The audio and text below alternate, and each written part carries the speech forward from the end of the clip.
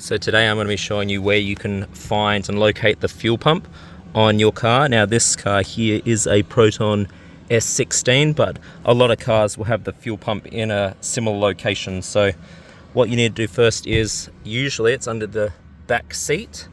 So we'll lift this back seat up. Now I've already done most of the work to get to the fuel pump location, so you might have to undo a few bolts or screws, but this will speed up the time so you don't have to watch me undo screws and bolts. Then you'll see there's a little hatch.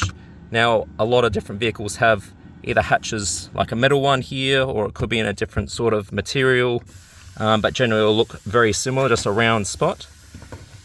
Now I've, as I said, already got this ready to go, so it was a little bit stiffer to remove this metal cover, but I'll show you what's under the rubber flap first. So you'll be able to see that there's a little hole which the fuel connections go to. Now if you remove the metal part, as I said, this can be a little bit difficult to first get up, just a little bit stiff. And you'll see in there is your fuel pump, and what you'll find a lot of the time is sometimes the sender units in here as well. As you can see, there's the fuel for going in and out, and then the fuel loom for the pump to power it and to pass on the signals and details. So sometimes the sender unit is what tells you how much fuel you've got in your car and what fuel level it is. So that can be located in these sometimes as well.